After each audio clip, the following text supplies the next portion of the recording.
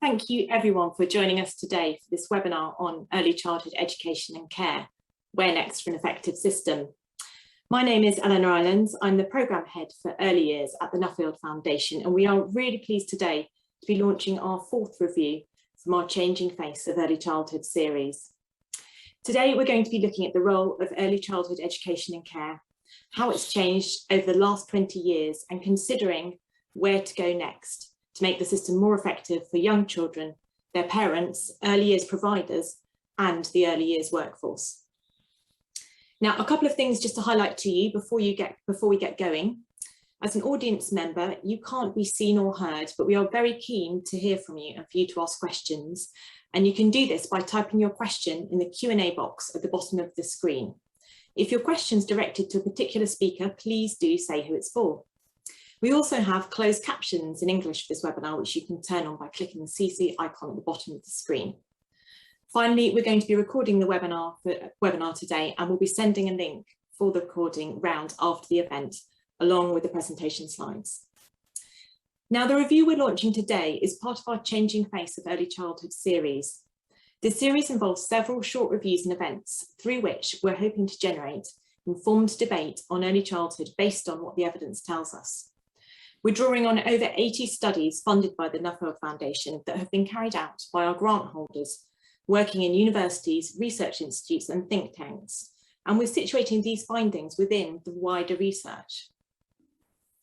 As well as researchers, we want to involve policymakers and practitioners to explore the issues generated through these reviews and to help us identify the gaps in what we need to know and to create evidence-informed recommendations. This review is the fourth review in the Changing Face of Early Childhood series. The first three reviews looked at how the lives of young children have changed over the past 20 years, protecting children at risk of abuse and neglect, and the changing patterns of poverty in early childhood. The next two reviews after this one, which will be coming out later this year and in early 2022, are going to be looking at the health of young children now compared to 20 years ago, and parents in the home. And the concluding chapter will draw on insights from our readers and contributors over the course of the series to think about the priorities and next steps in bringing up the next generation. There are three core themes that are running throughout the series. The first is about the implications of the changing nature of family life and structures for the economic security, development and well-being of young children. The second is about the increasing inequalities between children over the past decade and the implications of this inequality for the rest of their lives. And the third is about the fragmentation of policies around early childhood. And this fragmentation is particularly pronounced when it comes to the early childhood education and care system, as our speakers are going to describe in a moment. IFS recently described it as a patchwork of 8 different programmes that are supporting childcare spread across 3 different government departments.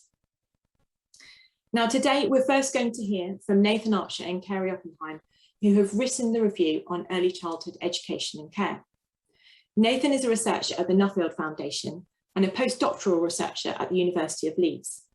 He's worked for over 20 years in early childhood services in practice, policy and research, in both schools and early years settings, for a local authority and for several national early years organisations. He completed a doctorate last year at the University of Sheffield, exploring professional identities in the early years workforce. Carey is our early childhood lead at the Foundation and is running the Changing Face of Early Childhood series. She's the former Chief Executive of the Early Intervention Foundation. She was co-director at IPPR and a special advisor to Tony Blair in the No. 10 Policy Unit on child poverty and inequalities. And she's recently published a book titled Parents, Poverty and the State with Naomi Eisenstadt. We're also lucky enough to be joined today by June O'Sullivan, Chief Executive of the London Early Years Foundation, and Professor the Baroness Alison, who will give their responses to the findings of the review. After we've heard from our speakers, we'll open up the session to questions and comments from the audience, and these questions can be addressed to any of our presenters or respondents. Please feel free to post any questions or points of clarification in the Q&A box as the speakers are talking, and we will answer them at the end. Over to you, Nathan. Thanks, Eleanor, and good morning, everyone. It's great to see so many people here. The report published today shines a spotlight on the early education and care landscape in England. And this review acknowledges the growth of early years services and the extensive development in recent years of new places for children under 5. In the last 2 decades, these services have grown to what is now universal provision for children from age 3 onwards. There continues to be substantial government funds allocated to this provision, but despite significant investment, there's no national coherent vision for early childhood education and care. Whilst there's been a great deal of progress in policy and practice, which should be recognised and celebrated, there are also ongoing complexities and ineffectiveness within the current system. So as a result, we conclude the report by calling for a wholesale system review.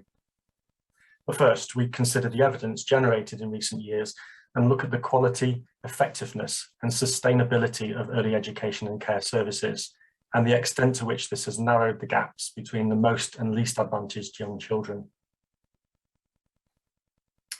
So the expansion in early years provision has been significant but piecemeal. It's been built up over years as a result of multiple programmes led by successive governments and different government departments to tackle varying priorities.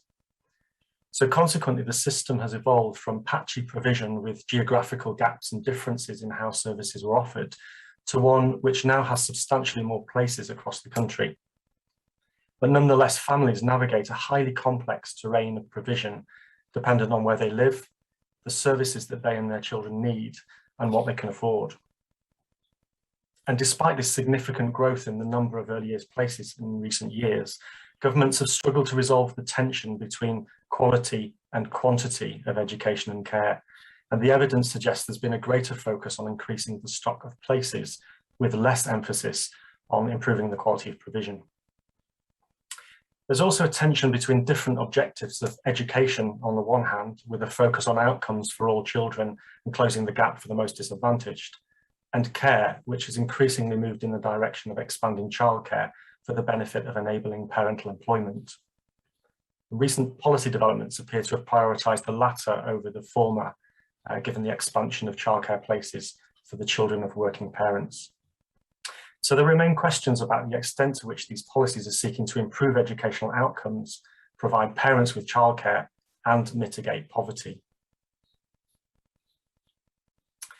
So in terms of mapping this landscape, this chart illustrates the makeup of early years places and how this provision is currently offered through a mixed market. So you can see the green bar on the left-hand side, that details group-based provision, and you'll see a high percentage of children accessing their early education and care in the private, voluntary and independent sectors, and that constitutes over 1 million places. There are fewer places through school-based provision and childminders. So this means the manner in which children access education and care and the ways in which these services are run differ significantly from the relative uniformity of the school system. We also know that there's been a growth in the number and size of chains of nurseries in recent years, often through the acquisition of existing sites, but also a marked loss in the number of childminders over the last 20 years. And the landscape's also seen a reduction in the number of registered children's centres, and this has inevitably resulted in the scaling back of support services for children, particularly between the ages of birth to 3. And these are services which in some areas are now significantly reduced. So this chart shows evidence on spending for services for under 5s, and it draws on the work of Kitty Stewart and Mary Reader at LSE. And they've mapped the changes in government spending in early years and childcare, including Sure Start, over the last 8 years. So each of these coloured bars represents a financial year between 2011-12 and 2018-19. So from left to right, you can see in the first group of columns an increase in early entitlement spending from 2017.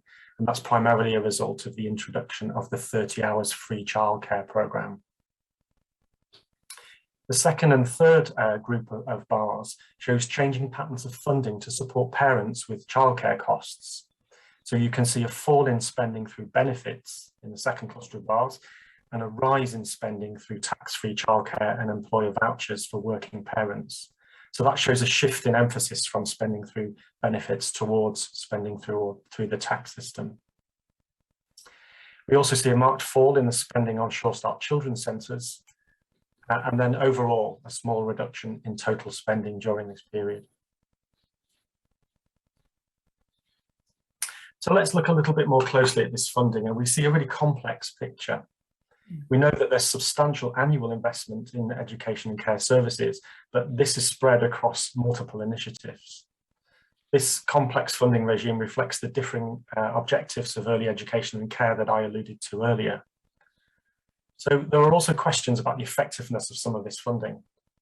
For example, the tax-free childcare scheme is reportedly underutilised by several £100 million, and this prompts questions about the efficacy of the scheme and whether its intended aims of reducing childcare costs and increasing access are being realised. Also, despite this investment, the underfunding of the free hours continues to be highlighted. In fact, data received by the Early Years Alliance in response to their Freedom of Information request to the DfE confirms that the funding rate given to local authorities in England is only 2/3 of what the government predicted would be needed to fully fund the scheme. As a result of this, fees outside of these funded hours are sometimes beyond the reach of low-income families. So there's a real tension between affordability for parents and sustainability provision, and that's a subject of ongoing debate. And as a result of that, there remain questions of equity of access and thereby outcomes for all children. So in terms of access and take-up of places, this is a varied picture. We know that there are no fully publicly funded programmes of care and education for children under the age of 2.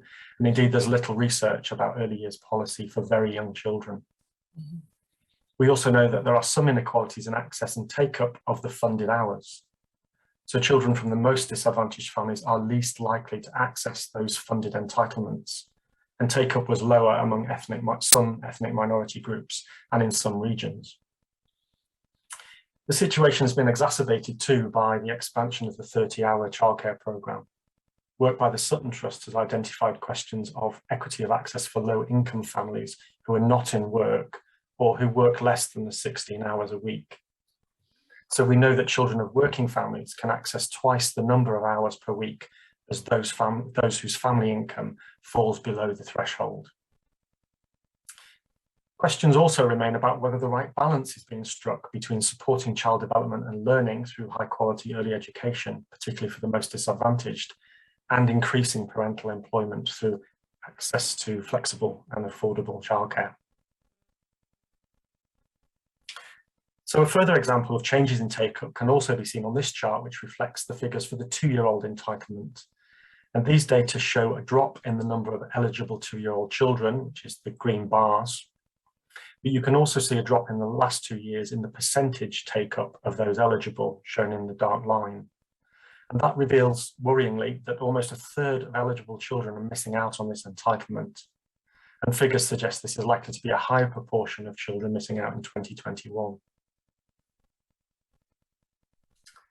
So moving on to the quality of early education and care, this is framed in research both in terms of structures of provision and the quality of children's experiences and interactions with educators. Bonetti and Brown focus on the so-called iron triangle of structural quality, which includes child-to-staff ratios, workforce training and professional development, and the size of the group in terms of the numbers of children. And we know that each of these has an impact on children's cognitive and social and emotional outcomes, although few studies have isolated each of those elements of the triangle. But given the current debate around staffing ratios, it's particularly important that we think about this evidence as a key indicator of quality, as well as the other dimensions. But this idea of measuring quality in early years provision continues to be contentious.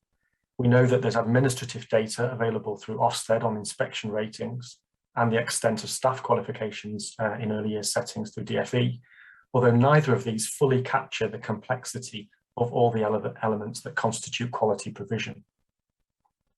What we do know is that there's a strong relationship between the level of staff qualifications and the quality of early education and care. But despite cumulative reforms, qualifications still vary hugely across the early years sector. And there are important distinctions that still remain in different subsectors, for example, between teachers and other members of the early education workforce. So turning to the workforce, and notwithstanding their dedication and achievements, there remain a number of systemic issues. We know, for example, that the consistency of qualifications across the workforce varies significantly, and that the early years workforce is less qualified than both the teaching workforce and the general female workforce. The sector also remains undervalued, and early years staff do not enjoy the same status as school teachers or lecturers. And whilst there have been some positive policy developments in England for the early years workforce in the past few years, low pay, limited opportunities for progression, and a high workload continue to be troubling features of the current landscape. We know, for example, that 45% of early years workers in employment are also claiming state benefits or tax credits, and I think that's a startling statistic. In addition, turnover of staff appears to be increasing, and the development of stable workforce delivering high quality is a very significant and immediate challenge. We note as well that there have been missed opportunities to develop a qualifications infrastructure and associated career pathways, not only providing a supply of future early education and care staff, but further developing quality provision and thereby outcomes for children. As an example of this, we know that take-up of early years teacher training places is very low, just 350 recruits to the programme at the last count. And that might be attributed to salaries and incentive structures which are not able to attract and retain staff. So there are a number of workforce challenges to be addressed, and if we're going to continue to make a difference to children, to quality provision and to outcomes, these need to be addressed. So moving on to impact, I'll hand over to my colleague, Carey. Thank you, Nathan. And I'm very pleased to be able to speak to you all. The impact let me just check, I don't think I've got the right side. Lovely, thank you. I'm going to talk about impact, and of course impact matters because we want to enable all young children to flourish. We want to narrow gaps in development and use public funding well as learning from what's effective. There's a large body of international research which has shown positive impacts of early childhood education and care on children's outcomes, both their cognitive outcomes and also their social and emotional outcomes, particularly from the United States. Notably, some of you will be familiar with the long-standing Perischool High Scope programme, which was high quality, focused on low income and high risk families, and found long-term positive impacts. And that's been built upon by many others. In the UK, our evidence base has been growing, and this has been a particular focus for the Nuffield Foundation, which sees early years as a critical part of the education landscape. The Department for Education has funded 2 major longitudinal studies in England, described in the slide, known as EPSI for short and SEED, and both look at how preschool influences children's attainment and their developmental outcomes over time, and both are a rich source of data. So when we're thinking about impact, we need to think both about a number of factors that combine the wider socioeconomic context of families, the quality of provision, the quantity of hours, whether children are in full-time or part-time childcare, the age of the child and the social mix. And all of those things in combination shape outcomes.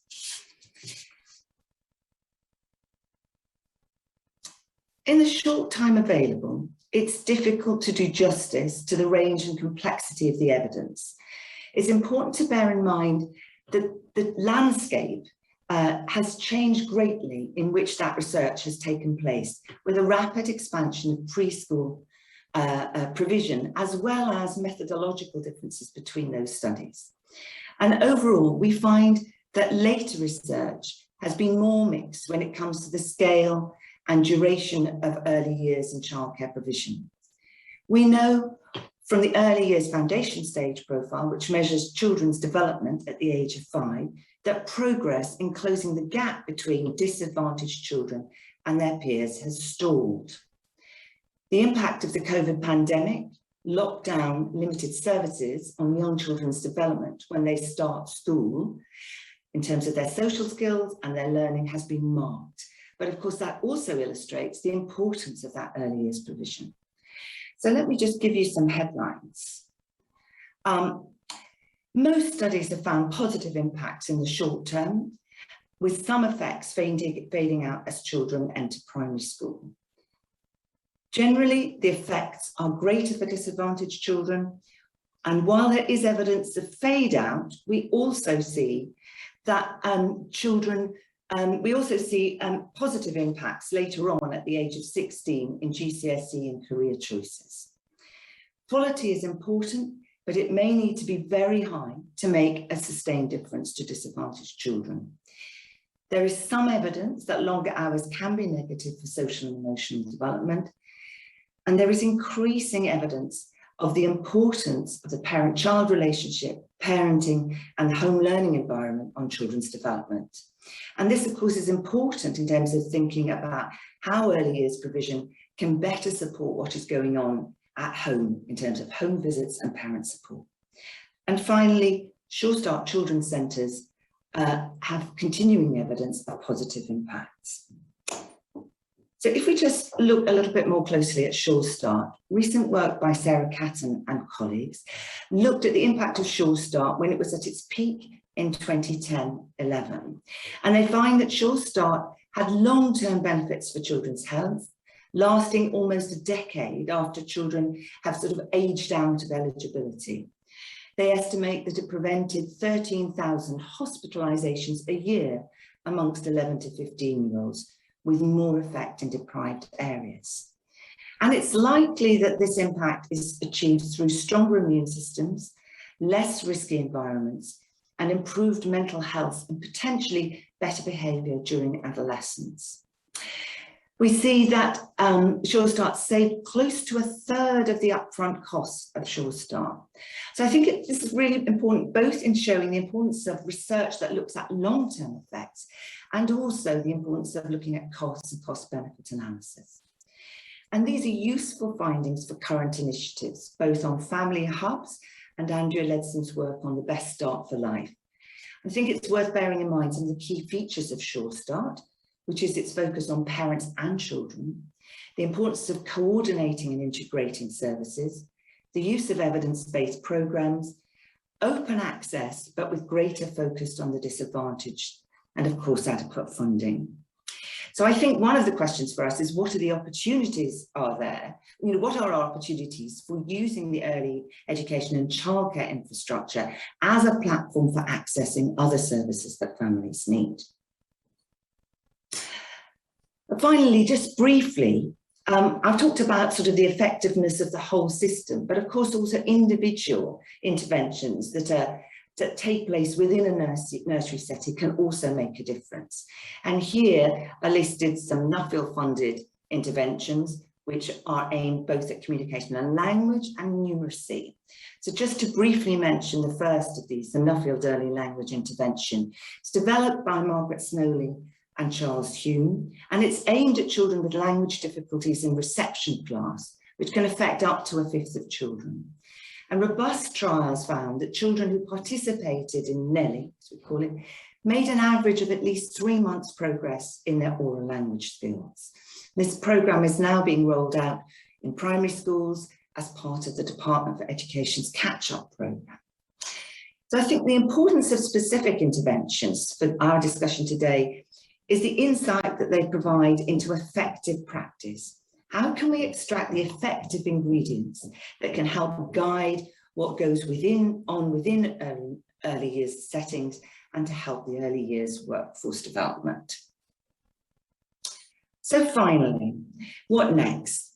The last 20 to 25 years have seen the creation of a nationwide infrastructure for early education and care with many strong elements. It's now a key feature of most young children's lives. But as Nathan has demonstrated, the system in some ways is dysfunctional. It's not working for children in terms of the quality of provision, for parents in terms of access and affordability, and for the workforce on pay and training, or for providers on sustainability. So that's why we came to the conclusion that we needed to stand back and review the system as a whole, and to think about what a coherent vision is. Who is the system for? What is the fairest and most sustainable funding model? And how people providing care can be appropriately skilled and remunerated. A system which meets the needs of young children and their families and prioritises disadvantaged children. So in the report, we set out questions and dilemmas that such a review would need to consider. And we'd very much welcome your thoughts on priorities for such a review. Thank you.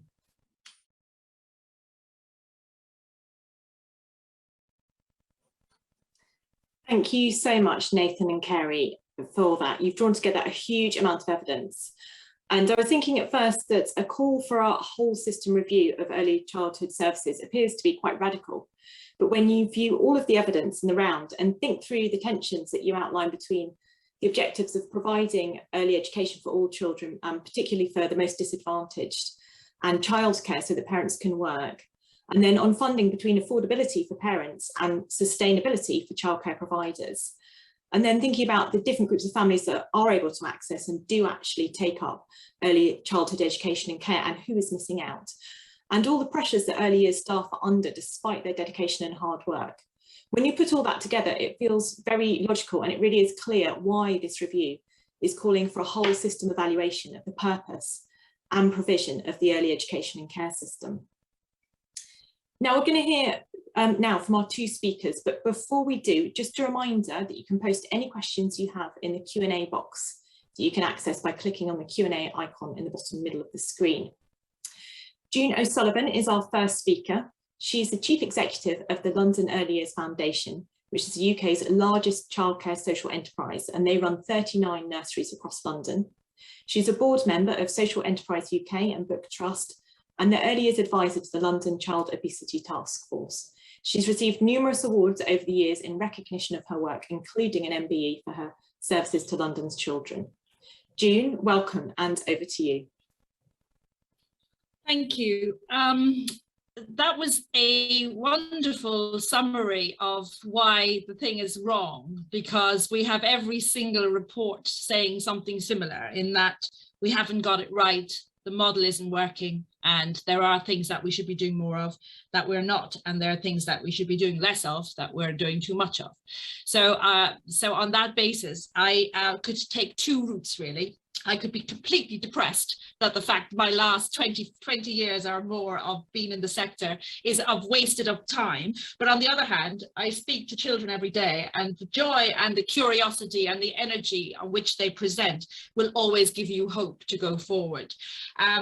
So I'm going to try and address some of these questions and these issues in as positive a manner I sort of possibly can, and I'm going to frame it through the work we do as a social enterprise.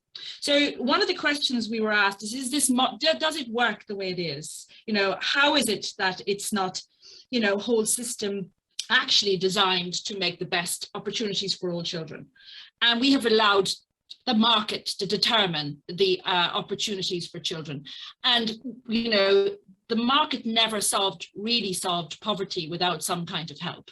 And my response to that many years ago was to look at social enterprise, a model that allows you to use the benefit of the business model, but create a system where your profit was reinvested consistently into, for us, three angles. One is quality, one is affordability, and one is accessibility. They are the triangles that then are overlaid by a social enterprise model, which is economic, social, and environmental, and centered to that is social purpose and social justice. So for me, that is entirely important.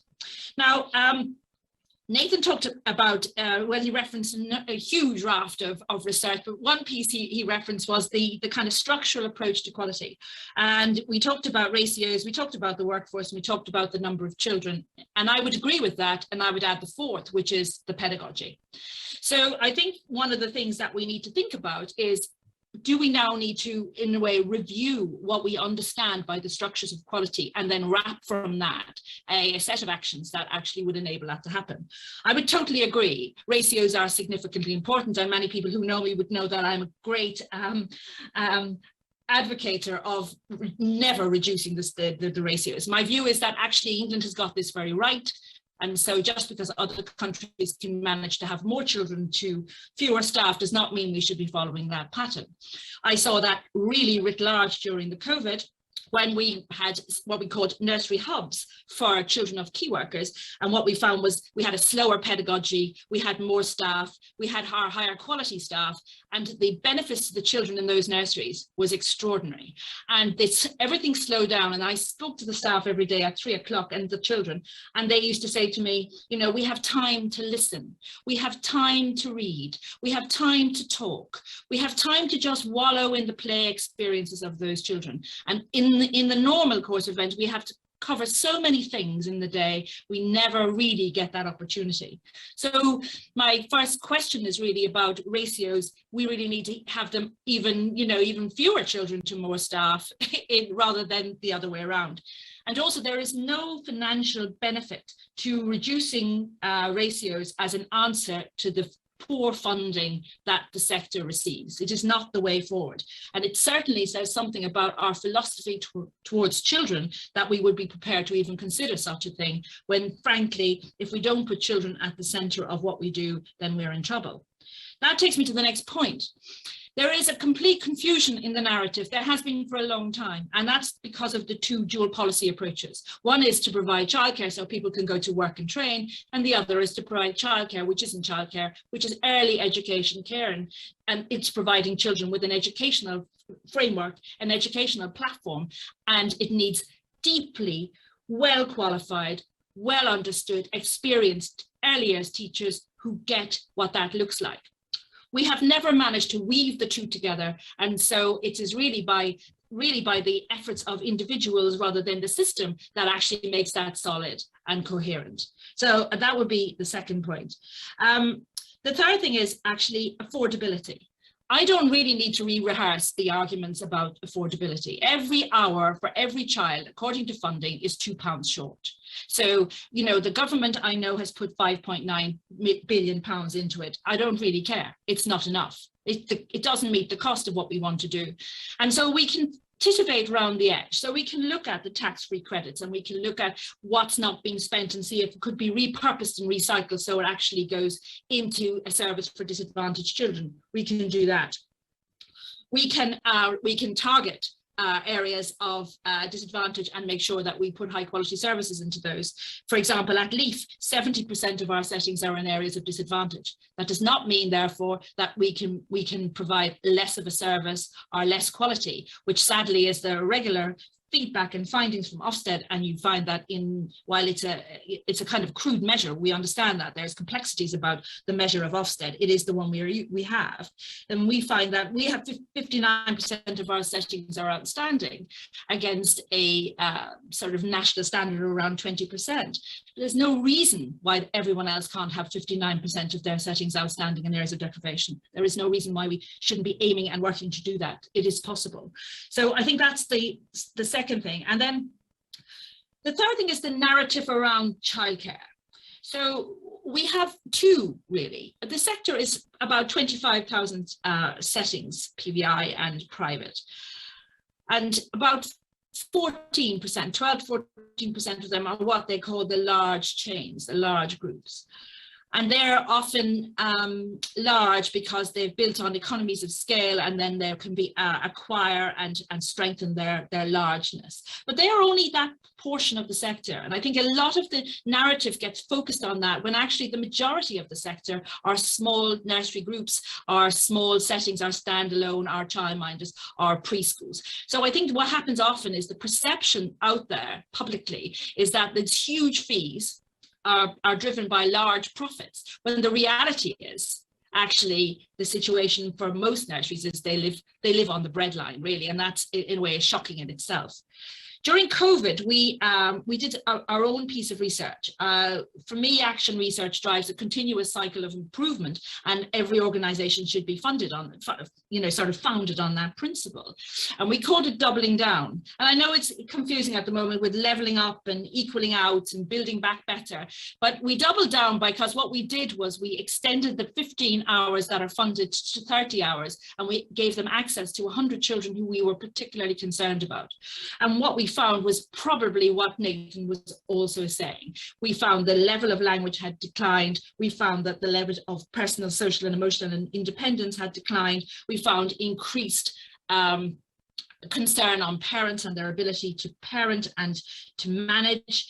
We found routines completely gone awry. We found 4-year-olds in nappies. We found children who were only being spoon-fed. You know, a whole gamut of examples that make you shamed to actually be, you know, in 2021, and us as the curators of a world where children were experiencing this level of deprivation and sadness, really. So we extended the hours and we measured it and we followed it through, and we found that by having 30 hours to those children, we could do 3 different things that would actually make a difference. One, we provide a lifeline to the parents who actually had more time to do something meaningful for them. And with that, we wrapped a lot of support around the parents' needs. Secondly, the staff had more time to spend more quality time to see those children through. So they had longer with them to build routines, to support the children, to think about their individual needs, and to also, thirdly, to give them a full and proper meal. You know, many of you will know I argue very strongly for chefs in nurseries to be very highly qualified, and we have a chef academy to that end. But actually, we were shocked by the level of food and the inability of children to feed themselves. And we're talking here about 3- and 4-year-olds. So there's an emerging picture, and I think Sutton Trust is saying something similar, that actually more hours targeted the right children will perhaps deliver the right support that they and their families need in a way that's non-stigmatized and actually has them at the center. And I think the narrative has to continually to say that what we need at the center is the child. When we talk about the language of childcare, one can get the impression of a box, you know, where you put these children away and you go off to work and you pick them up at the end of the day.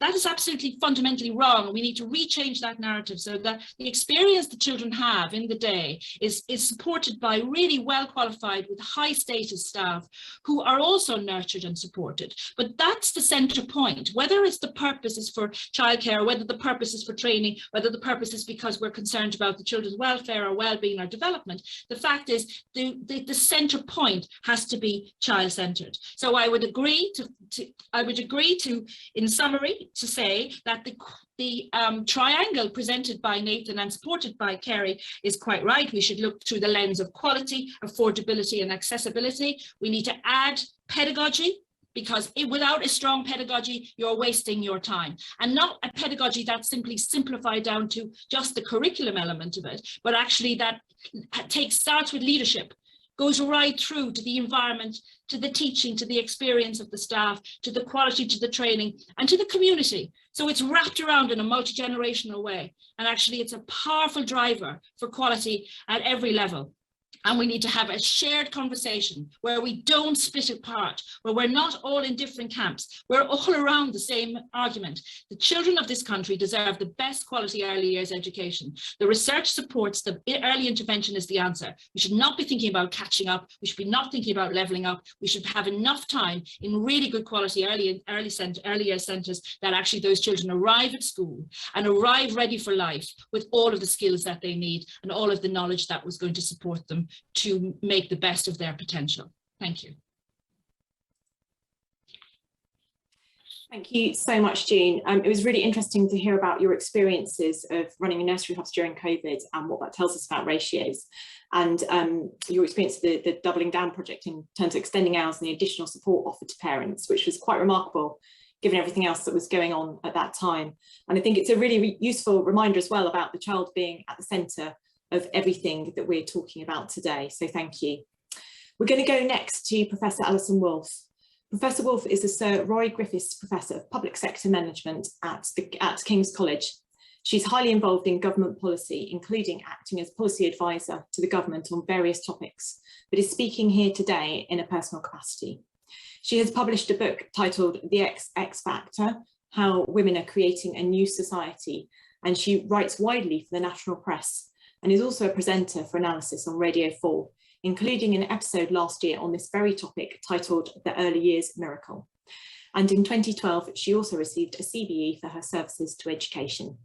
Alison, thank you so much for joining us today. Thank you very much indeed for inviting me. And I feel always a little nervous when I'm talking to an audience of people who have given, large parts of their life to a particular area, who know about early years in a day-to-day way, which I don't. And I should perhaps say two things. The first is that I am indeed have on a number of occasions been an advisor to government, but not on early years. So the reason that I feel I might have something useful to offer today go back to three things, actually. The first is that very early in my career, I worked in the United States in the federal government in Washington at about the time that the amazing results were beginning to be clear from high scope, Ypsilanti, Perry Preschool, which Carey referred to, and which seemed to offer such potential for closing the gap, for bringing children from disadvantaged backgrounds up and having a dramatic impact. And there was enormous optimism at that time. And I think if you now talked to people in the United States, they would feel that there was huge disappointment that the Head Start program that came out of that, on which many billions were spent, had somehow failed to replicate what was done so wonderfully in Ypsilanti. And I think it's important to remember that, because it actually also underlines two things. First of all, the challenge, and secondly, the problem when one particular objective collides inevitably with another objective. And that's the thing I want to come to next, because the thing that I do really know about is the labour market and changing patterns of employment, particularly among women. And what has happened, for a whole variety of reasons, is that we have extraordinarily different working patterns across the Western world. This is not particularly a British phenomenon. And therefore, any government that is trying to actually not just to get re-elected, but actually to make things better for people, grapples all the time with the pressures and tensions that any working family experiences. And the proportion of mothers who work compared to even 20 years ago, again throughout the Western world, is now enormous. And these include families which are highly disadvantaged, but they include the overwhelming majority of the adult population of these countries. So childcare pressures in a world where people are two job families, not necessarily two career families, two job families, and in which they don't have very often the support of an extended family that would have been much more common in the past, is something of which any modern government is acutely aware. So that's the second thing. And both of those things have come out very clearly, that we can and should, and we sort of know how to improve the life chances of disadvantaged young children. And we are deeply aware, as is any government, of the pressures on families who need help with childcare in order to maintain their lives. But I'd also like to throw in a third thing, which is also, I think, quite important in most modern governments' approach to all of this, and which helps to explain sort of 8 programs and 3 government departments, which is, no wonder we feel we're in a mess. And that is the strong conviction, I'm not going to say belief because it's a conviction based on evidence, that particularly for families that are having trouble, encouraging them, incentivizing them, and even to a certain extent forcing them into the workplace is a very important part of what's known as an active labour market policy, which is about ensuring that you don't get families which have been out of the labour market and in many ways isolated from society for so long that it's difficult for them to reintegrate. And that's slightly different from saying, if you are a working parent, we will try to help you. It's, we will provide childcare in a way that actually strongly incentivizes some of you to go back to work. And that's actually was a very, very major part of how New Labour approached childcare. And it was actually one of the revelations for me when I did the analysis program to which Eleanor referred, and which was actually an experience which underlined for me the real problems of trying to square the circle. So I do think that there are a number of things that we should be aware of. I'm going to put on one side, having underlined it, the active labour market policy, whether you think it's right or wrong, it's a part of what just most European countries feel, that they actually want to make childcare something which, at least for some people, encourages people back to work. And then put on the other side a lot of parents who feel they're actually having to work more than they really want to for a whole variety of reasons. And just concentrate on the sort of the core dilemma, which is this about early learning? Is it about childcare? Is it about both? If it's about both, how on earth do we actually combine the two?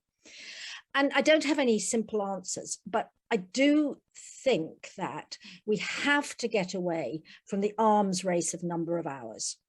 At the last election, it was sort of, you know, it was this bidding war between the parties. We'll give you 5 extra. We'll give it to you at 9 months. No, we'll give you sort of 10 hours whenever you want them, and so on. Because while it would be lovely to think that resources are infinite, the more you increase the number of hours within the budgetary constraints of any government, the more the temptation will be to reduce the unit cost and push for cross-subsidy, which is one reason why we get such high fees. And that's again true everywhere in the world. If you turn up in Paris halfway through the year when all the free places are gone, you will pay just as much for your childcare as you do here. So we've got this real policy dilemma. We badly need to do something about early learning for the most disadvantaged, the most in need, the most deserving. But we also have genuine pressures for providing good quality childcare across the board. And I think that what I increasingly feel is that we are trying too often to do the same in the same place with the same workforce, and that maybe we should try to unpack this a bit more explicitly than we do at the moment. And so I think that's the thought that I would like to leave with you. 2 thoughts, actually. The first is that one reason we try to do it all at once is partly because so often it's people like us who are talking about it, and we are ambitious middle-class parents, and we want fantastic quality childcare, and we want to be back at work full time, and we want the very best. But I think that for the majority of families, some childcare is important, but they are not necessarily worrying terribly that if they step out of the labour market part-time for a while, their careers will never recover. So 2 groups, a major group that needs some childcare, another major group where we think that early learning should be a super priority. I think we have to divide the 2 up much more clearly in how we think about them, in how we fund them, in how we regulate and examine them. And it is, I think, important to say, going right back to the gold standard, the thing that makes us feel that this can be a miracle worker. The very best programs in research, and this includes the miracle of high scope and Ypsilanti, were 3 hours a day. 3 hours a day, incredibly well taught, incredibly well staffed, but they weren't trying to do childcare at the same time. And part of the problem is that we try to do both of them all the time. And I feel, as somebody who is not involved on a day-to-day basis, so feel free to come back at me and tell me I don't know what I'm talking about.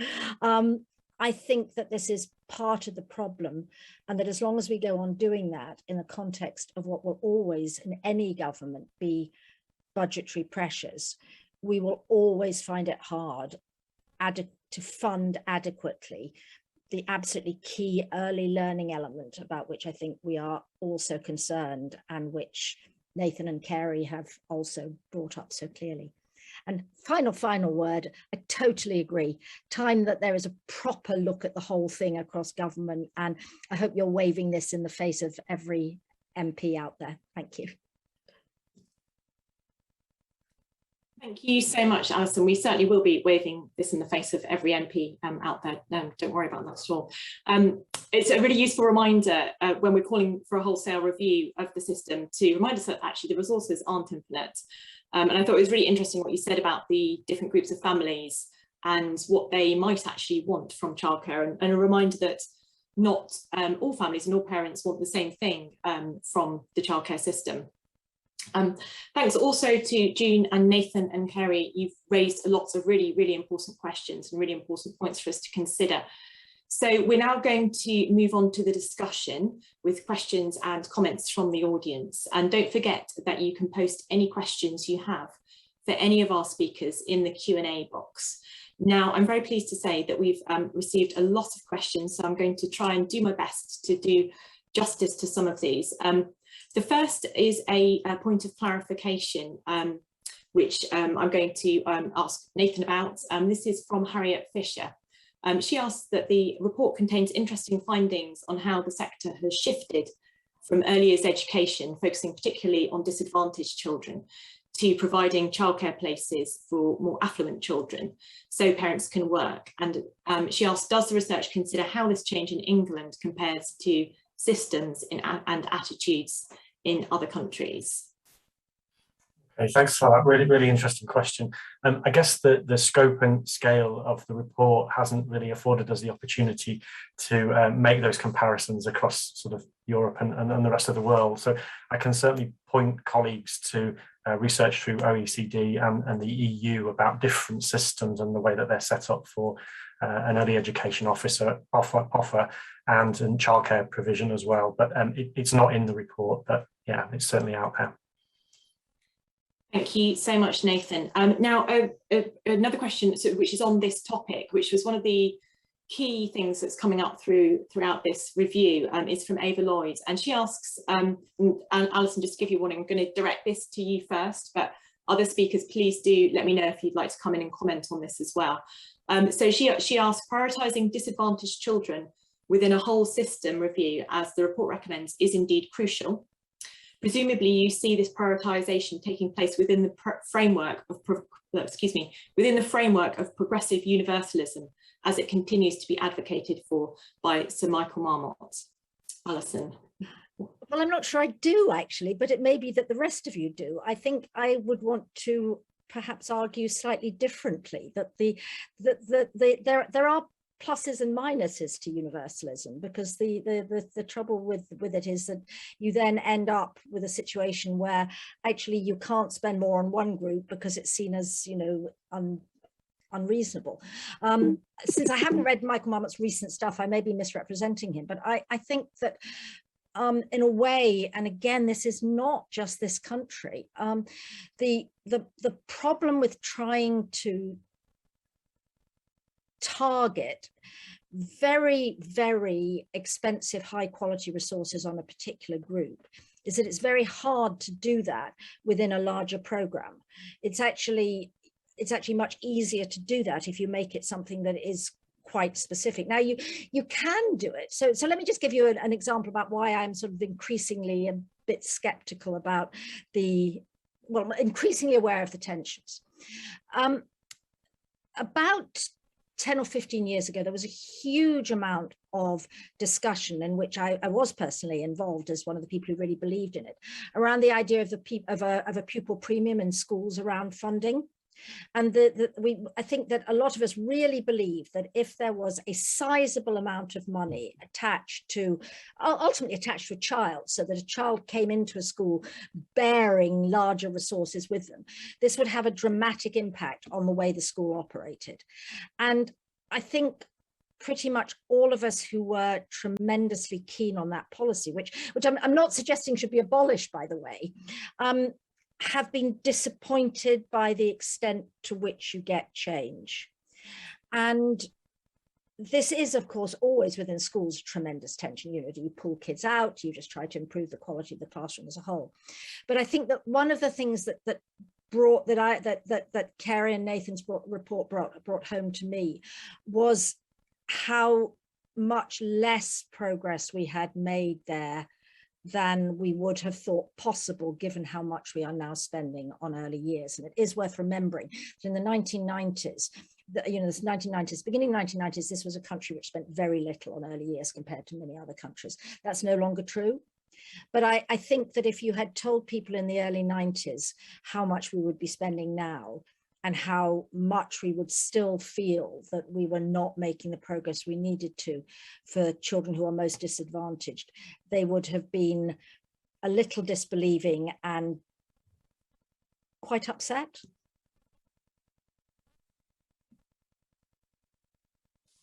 Thanks, Alison. I can see, June, you'd like to come in. Can I bring you in on this? Yes, please. Excuse me. Just quickly, I totally get the tension between universal and targeted, and to some degree that's why we formed the social enterprise, so you could do two and no one would know. Because one of the things we need to look more at is the benefit to all children from being around each other, and the educational benefit to, and their development benefit, which we can see. There's not a great deal of research, broad research on that. There's some, but not a great deal, that perhaps really looks at the day in the life of a child in those environments. And the second thing is, I hate to say this, but we have seen far too often two services in one setting. So there's a separate door and a separate service for the children who are getting the so-called funded 15 hours. And when you question this, and in a way suspend disbelief, they say, well, it's the only way we can manage it because of the hours and because of the way of the structure, and they're not having lunch in the same way. So I think there's a kind of a subculture in many places in local authorities that actually advocates the concept of social purpose and social justice, I have to say. But in the reality is that this is happening. So I think whatever we do, and however we decide to whether we cap tax-free childcare and reconfigure it, we repurpose it, whatever we do, we have to pay attention to the reality on the street, which is that actually currently there is already a two-tier system, and that fundamentally is not really for it to benefit any child. Thank you so much, June. Carey, would you like to come in on that? Yes, thank you. It's a really interesting question, and I think, and a really difficult one. I do think one of the challenges, if you just target, is that families, of course, move in and out of poverty. It's a dynamic picture. And so I think there are real benefits from having a universal gateway. And I think what we need to think about is how effective is what are we doing, and how are we working with disadvantaged children and their families. And there I think it's also not only about thinking about the early years and childcare component of that, but also the home learning environment and how we support parents. So I would, while I think it is absolutely a funding challenge, there are real benefits about having a universal framework. Clearly, parents who are on higher incomes will make more of a contribution to the costs of some of that provision, but I think we can simplify that system greatly. And then what is it that really makes difference to those young children who are more disadvantaged, and then children who are on the cusp of that, who come in and out of that? And there I think, we've got lots of lessons from Sure Start, we've got lessons from high quality early education and where that takes place, but I don't think we've got that right. Thank you so much, Carey. I've just been told that unfortunately Nathan's audio cut out when you were answering your first question. So we're just going to quickly go back to that, Nathan, and I'll just give you a reminder of that first question, which was just about whether the research considers how the system in England compares to other systems and attitudes in other countries, just so that everyone can hear your response to that. Sure, sorry about the technical mishap there. I don't know what happened, but yeah, it is an interesting question, and clearly the scope of this series is about the changing face of early childhood in Britain, and that's our sort of frame of reference, really. And although there's lots of really interesting and important data that we could have drawn on, particularly from the EU and OECD, unfortunately the scope and scale of the report that we've worked on hasn't allowed us to draw on that wealth of research. So it's certainly out there, and I can point people to it, but it's not in the report per se. Thanks so much for just clarifying that for us, Nathan. I'm going to come on to a question about parents and children at home. And this question is from Anne Fennell, and she asks, if anyone's aware of the reasons that parents might have for not taking up funded hours, whether parents do actually want to use these hours, and commenting that it can be too long for very young children and that they may benefit from having more hours at home. Who would like to come in and respond to that? I know, Alison, I remember thinking back to your analysis programme, I do remember that there was someone who was commenting along those lines. I wondered if you had any thoughts of that, and also June. Yes, I don't have any thoughts about how you translate this into policy, I have to say, but it was one of the things that came over to me very, very strongly, and also comes over strongly in the expressed desire of many women for how they want to work that I talk about in the double X factor, which is that there has been, I think, a tendency for people to think both that most families want as many hours as possible, and also that the more hours, the better for provision. And I've just put an answer in the chat to somebody who said, you know, how come, my point was not that 3 hours is best.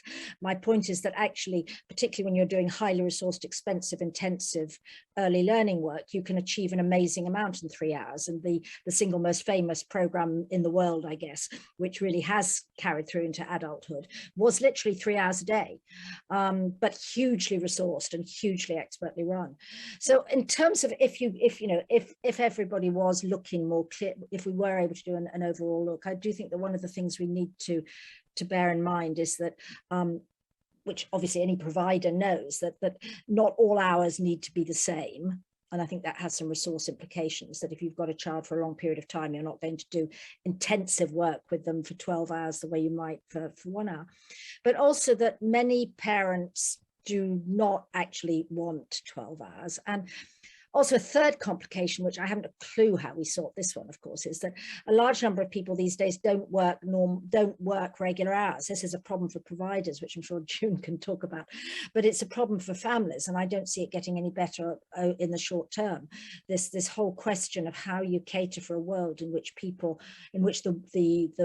the job market works on a 24/7 basis, I think is going to be another challenge for early years provision, and a growing one. And it is also, I have to say, quite class linked. Thank you so much, Alison. June, I wondered if you wanted to come in on either of those points, thinking sort of generally about, you know, what parents actually want from the system, and is the system able to provide what they want in terms of both sort of childcare and sort of hours.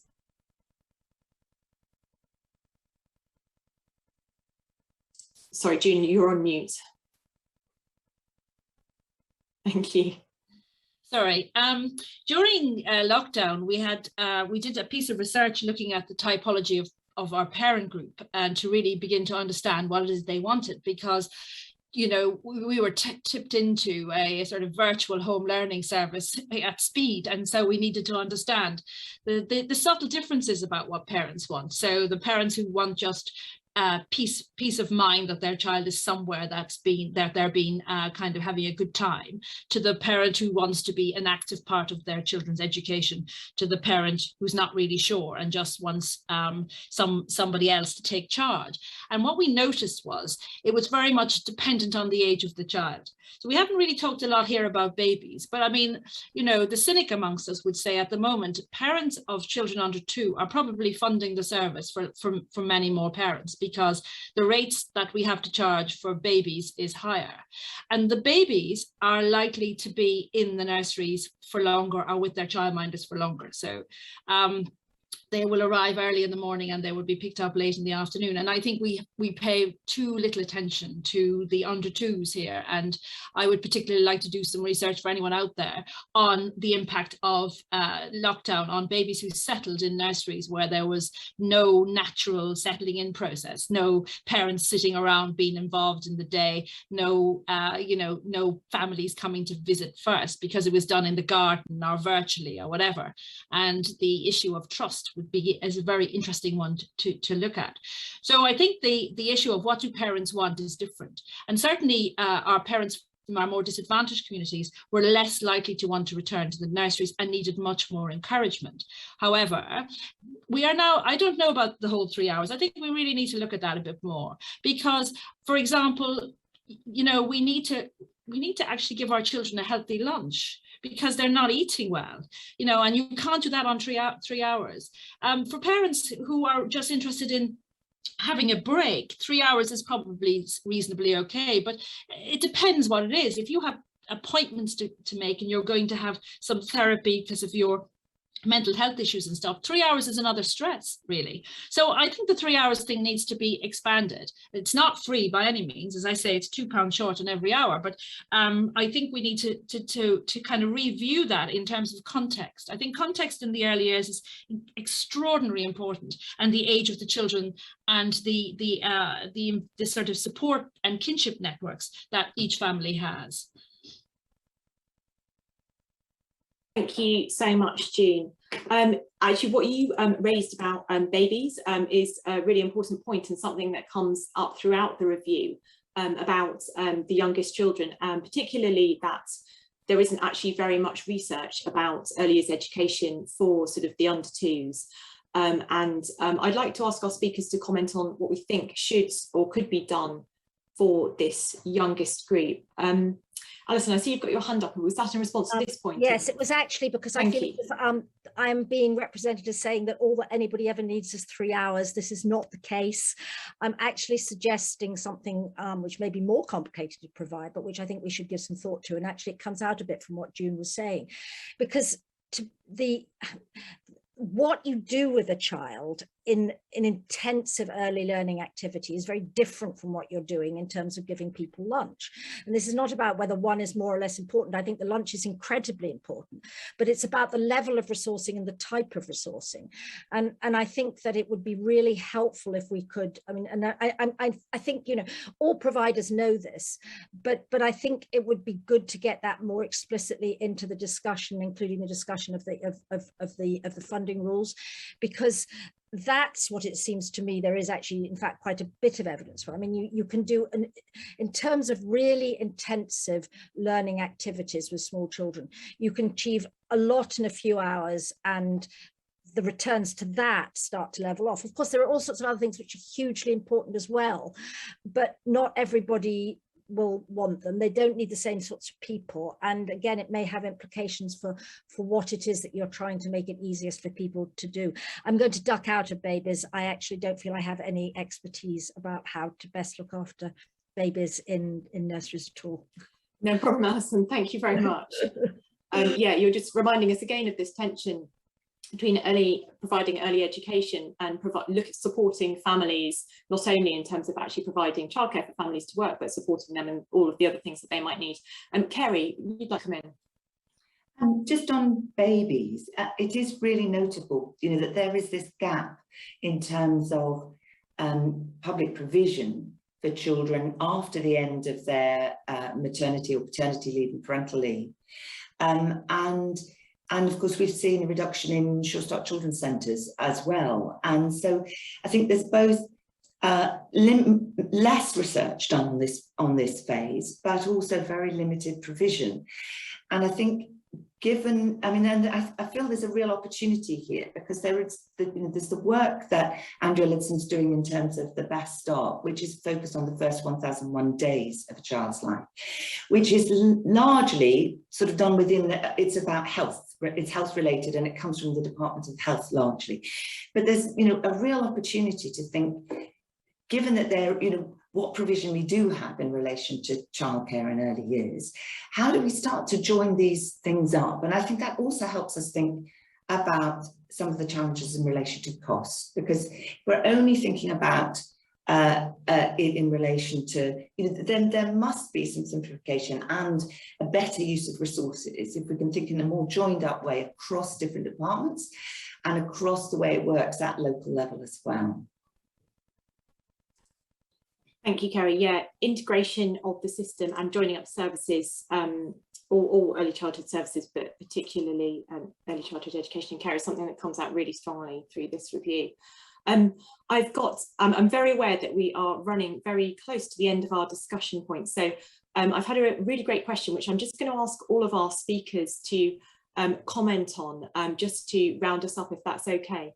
And what I'm going to do is going to go first to June, and then Alison and Nathan and Carey. And this question is basically about us, all of us who are interested or who work in this area, how we can sort of collaborate, basically. And the question is, I wonder if there's a way for us in the sector to collaborate and create a more unified ask to the DfE or to the Treasury that could really lead to positive systematic change, and something that would include clear benefits to the government as well. I realise that's a big question. So yeah, June, I'll go first to you with that difficult question, just to round us up, please. Oh, thank you. Gosh, I wish I knew the answer to that. We've been trying this for quite a long time, so we need to do something different, that's for sure. I think we need to stop arguing with each other about who's better and who's not. You know, there's a joy in everything that everyone does, but if we put the child right at the heart, it shouldn't be that one child is lucky because there's a decent nursery down the road and another child is lucky because they can access and maintain nursery school. You know, that isn't the way we should be going about this. I think what we need to do as a sector is drive our own strategy. I think there was an attempt by the Royal Foundation to start a philosophical conversation about what is the purpose of, you know, what is it like to be a child in 2021 in the UK. And that's the starting point. And from that, what do parents need to actually support their children to actually do well in a world we don't actually know what's coming down. I mean, one of our big interests at LEYF at the moment is around sustainability. It was something we were doing quite a lot of work about before COVID, and then that got kind of thrown around, but we're back on it again. And so if you're thinking about, say, the SDGs, the Sustainable Development Goals, and you're thinking about how do we cohere everything that we do in the early years through the lens of, say, the SDGs, then what do each of us contribute to each of those things so that ultimately we get to 17, which is about collaboration and how do you actually drive change? And we use an agreed change management methods. So I like, say, ADCAR, where you get people to kind of come together and desire the change. So we're clear what we're cohering around. I think we have more of a chance. I think we have to put our egos in our pockets, and we have to be prepared to actually put the voice of the child right at the center, not just talk about it, but actually do it. And that does mean that we have to accept that we're not all going to be the same. We may not, you know, particularly like some of the models, but actually we have to pull the strength of each of those out and create a modern pedagogy that starts with leadership and ends with community, that actually wraps through it what everyone is doing towards that, and that then is framed around the philosophy which is based on what is good for children now and what is good for our children in the next 20 years. Thank you so much, June. So I'm going to ask Alison that question again, which is there a way for us in the sector to collaborate and create a unified ask to the Treasury or DfE that can lead to positive systemic change and that would include benefits to the government as well? Okay, well, if you can get a coherent position and if you can make it loud, clear and simple and not just about wanting more money, especially if you go to Treasury, to which the answer will always be no, even if in the end it's yes. I think the answer is that if the sector does have a set of quite clear identifies a number of specific problems, even if it doesn't have a number, even if it doesn't have an agreed solution. And I think it does have an effect because it frames the debate and it frames the arguments in a way which is actually quite important. It's not true. I mean, if I go back to the pupil premium, it's not true that you can never have any effect from outside. That was an idea which, Carey, I mean, I think it was IPPR originally championed, I don't remember, but it went sort of across parties. As I said, it turned out not to be quite the game changer we hoped, but it's a very good example of how banging away at something does actually affect change. So I think the answer is, if you can, it will have an impact. I have no sense of how much the sector really has a really shared set of, or not so much set of principles, you have that, but agreement on what the most important problems are and the most important solutions would be. Thank you so much, Alison. Nathan, just to you and then to Carey. So I guess for me, we need to sort of simultaneously address the issues of quality, affordability, sustainability, and workforce conditions, and rather than compartmentalizing them, seeing them in the round and the interrelationships between those. But in terms of moving forward, I think it's also really important that we hear from as a wider range of voices as possible on the issues, including children. Thank you so much, Nathan. Actually, something we've not even picked up on so far in the discussion is the voices of children. So thanks for that really useful reminder at the end. And Carey. Thank you. I think that it's been a really good discussion. I think that it's about how I think having a collaborative and also transparent process that is inclusive of a range of voices. So the sector voices, but also parents and children, as we think about how do we use the evidence and how do we build on where we think there's really effective provision for thinking about a system which can be improved in the medium term. So there's something we can do, some really short-term things that I think could make a difference. But then I think we need to stand back and think, how does the system work? How do we make it more fit for purpose? How does it address the issues in terms of some of the 21st challenges that we face? Thank you so much, Carey. I think it's really important to think about what we can do sort of in the short and medium term, as well as sort of changing the bigger system as a whole. I'm afraid we are not only completely out of time, we're actually over time. So a huge thank you to Carey, Nathan, June and Alison. And thank you so much to everyone who's joined us today to be part of the audience and ask questions. We've had so many questions and I'm really sorry we've not been able to get to all of them.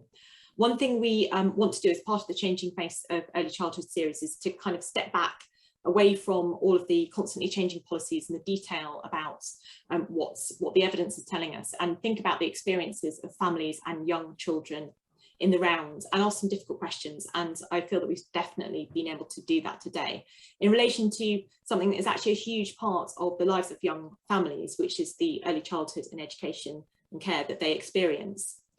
We would really very much appreciate your continued input into this review. And if you've got any thoughts or ideas or suggestions on this review about early childhood education and care, or on any part of the series at all, please do contact us via our website, and there's a link in the chat for you to do that. Thank you very much, everyone.